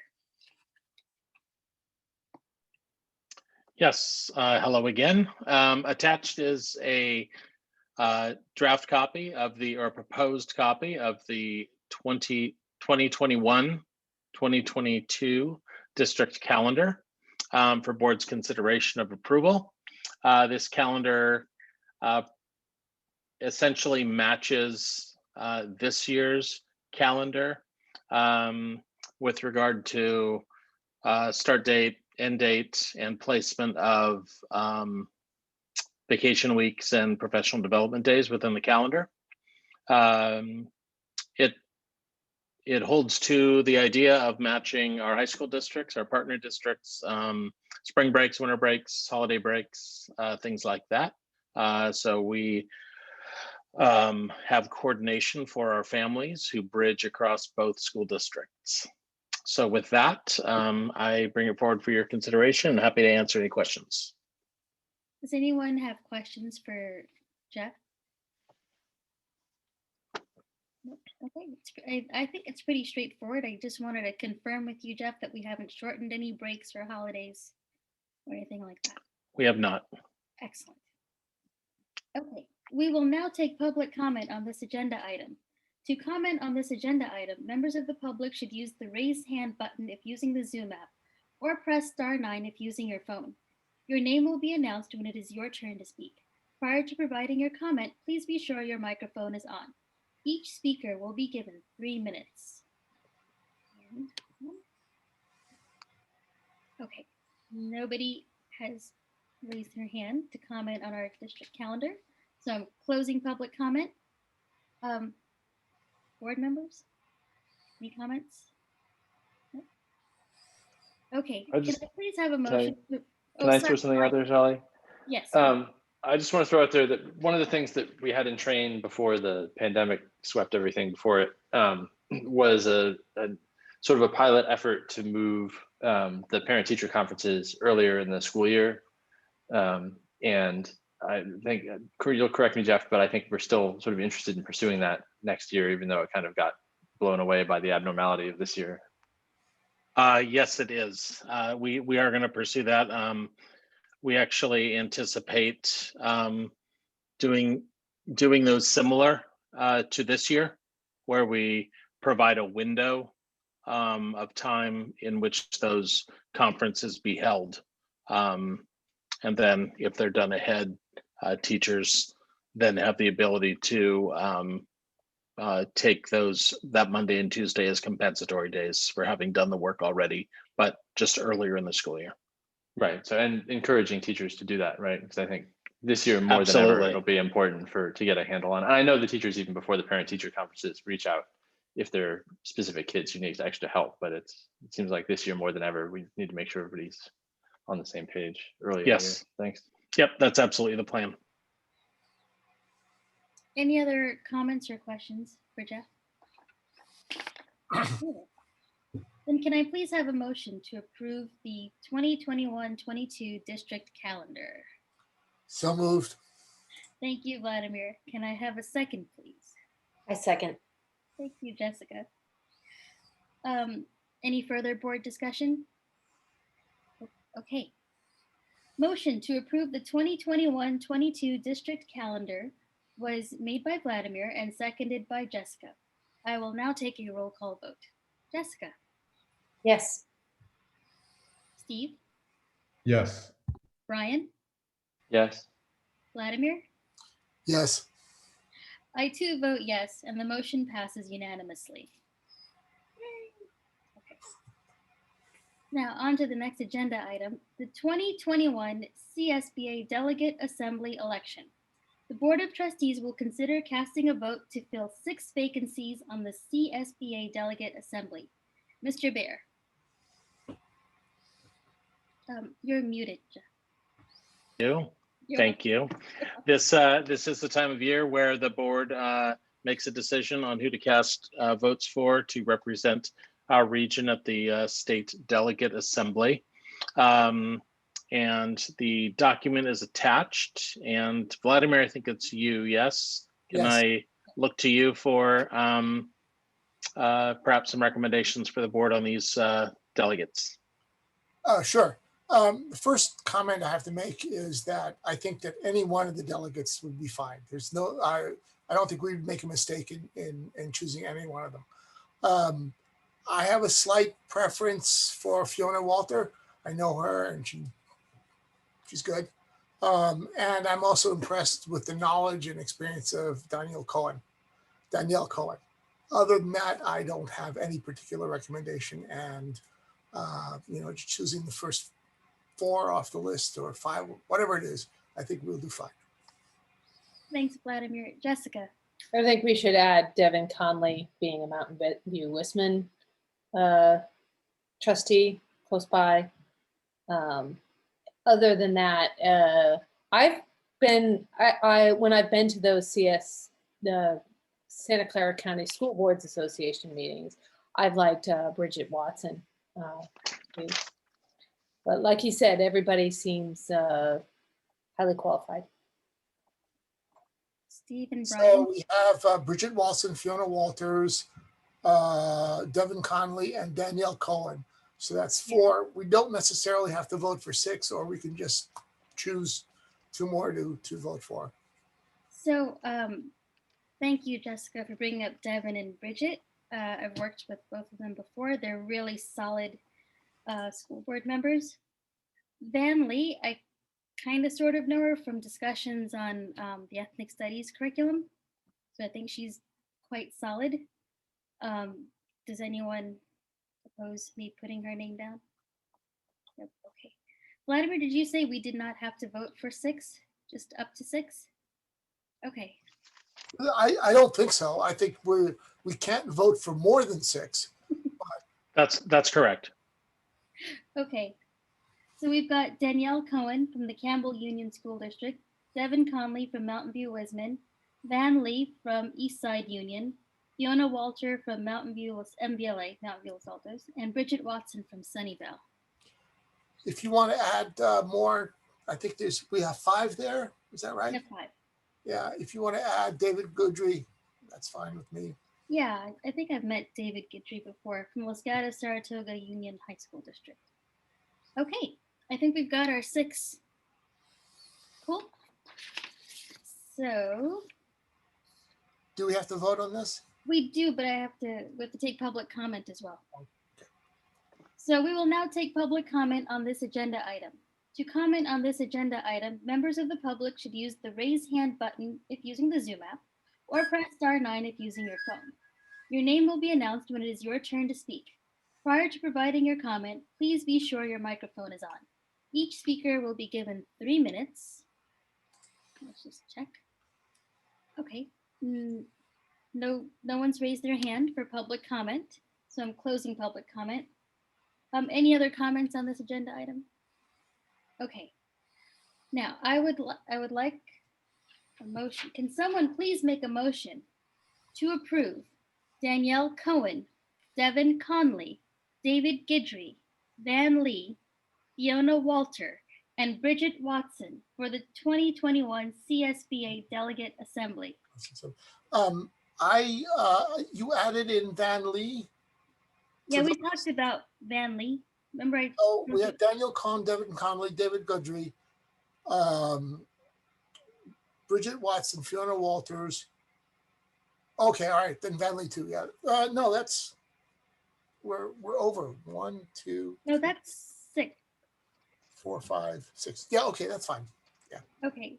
So would someone like to make the motion for those 6 names? So moved. Thank you, Vladimir. Can I have a second? I second. Thank you, Jessica. Any further board discussion? Nope. Okay. Vladimir made the motion to approve the slate for the 2021 CSBA Delegate Assembly as presented by me. Jessica seconded. We'll do a roll call vote. Jessica? Yes. Steve? Yes. Ryan? Yes. Vladimir? Yes.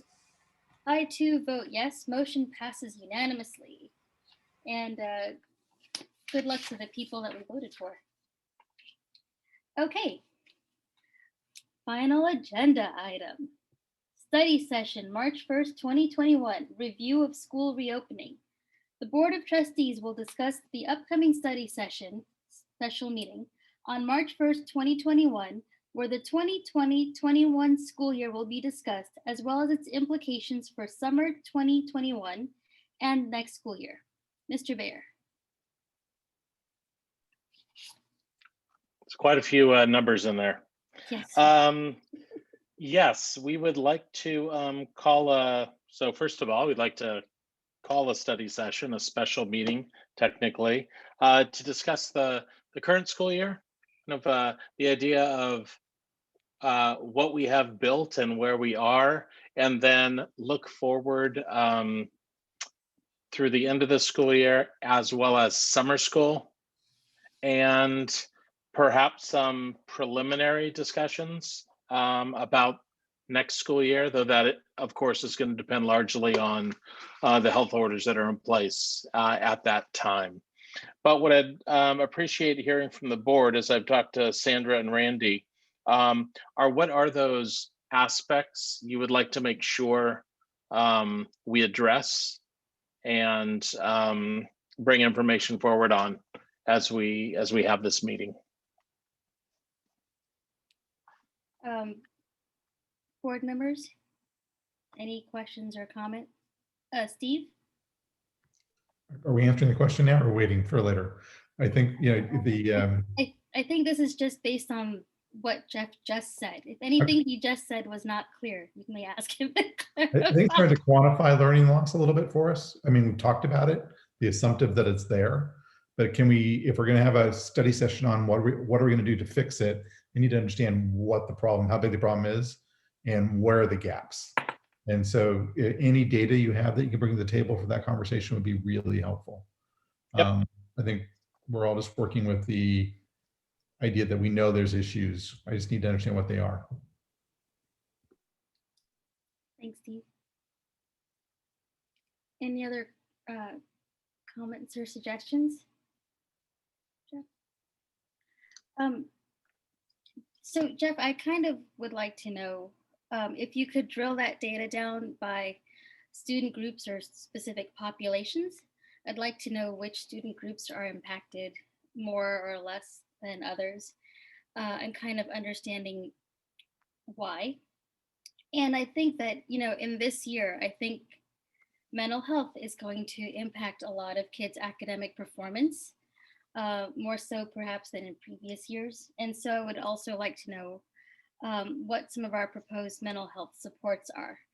What I'd really like, what I'm trying to get at is if a student is performing poorly, is it because they didn't learn and therefore it's academic learning loss?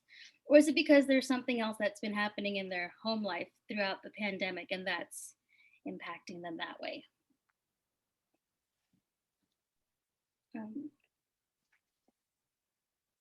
Got it. Yep. Anything else? If you can't think of anything right now, I'm sure we can just email you, Jeff, as we think of Absolutely. Yeah, I think if I can just say one more thing now, I won't actually, maybe it's half a comment, half a question. Is it too early to start sort of thinking about the end of this year and preparation for next year, just in terms of, you know, there's a lot of summative assessments that usually get done at the end of the year. There's a lot of transition activities that get done, especially for the 6th and the 8th graders.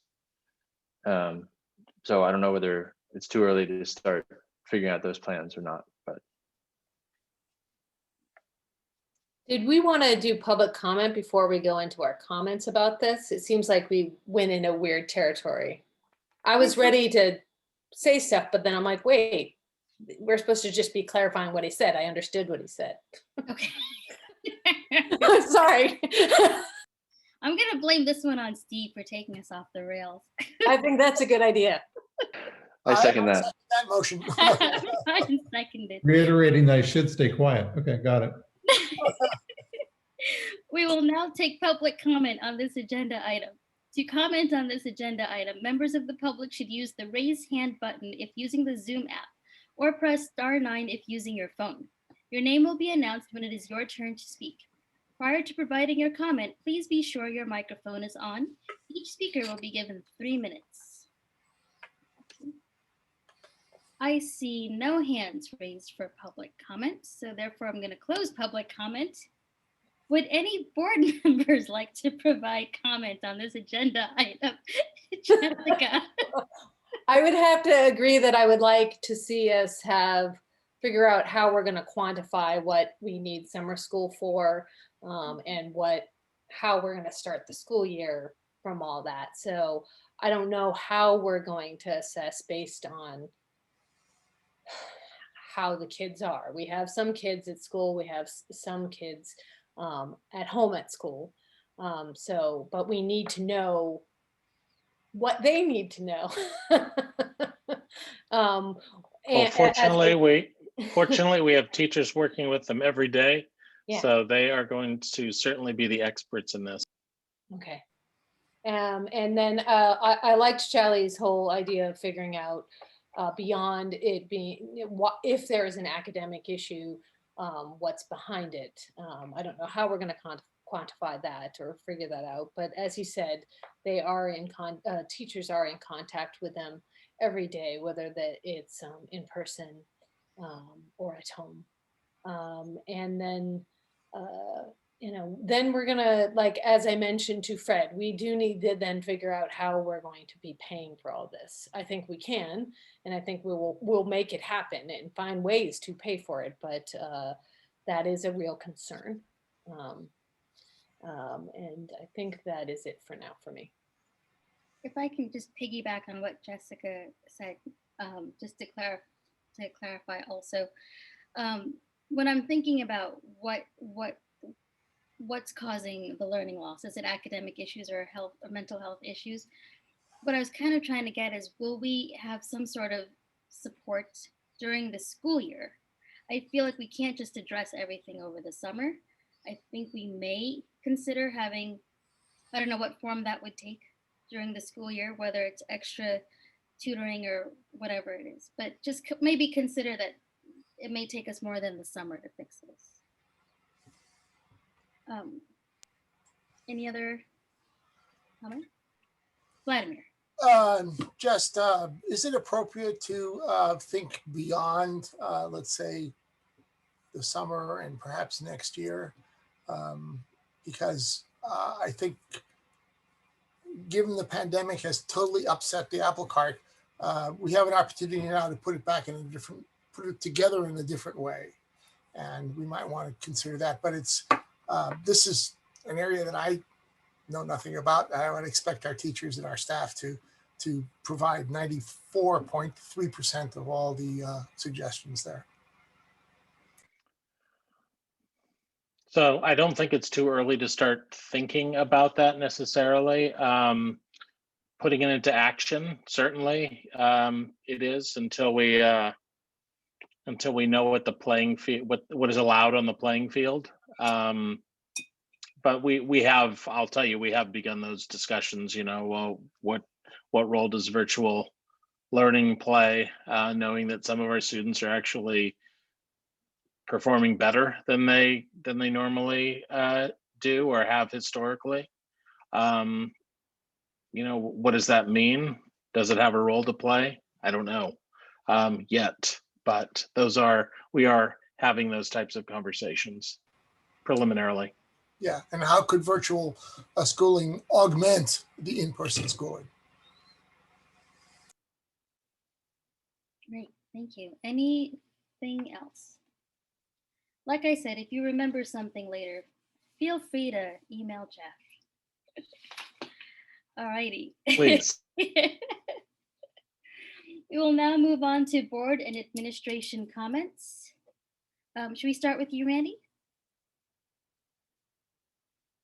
I'll set the precedent. I'm not going to add anything tonight. Thank you. Jeff? No, nor I.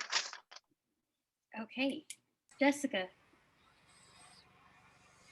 I went to I don't know what that session was called, but it was the racism in our town session. Oh, yeah. This last, not 2 weekends ago. And it was very informative. It was sad and informative. So that's one of the things I've done. And then I continue to run the Los Altos School District Community Gives Back effort every Wednesday at Klein Park, which we will eventually be handing over the reins to CSA, but while we're in the purple tier, it's a little bit too much for them to take on. But I've learned a lot by talking to them the whole time and I've learned how to run a mobile pantry. I did not have that in my skill set before, so it is now one of the things I can do. And I like being able to give back to our community. Thank you for doing that. Steve? Brian? Nothing for me. Vladimir? No activities. I just wanted to offer that I'm perfectly willing to let somebody else play the role of motion maker, first motion maker. I just took it on because there was an unusually large pause between the request and, so just let me know. See, I know none of us are shrinking violets on this board, and yet nobody jumps forward to make a motion.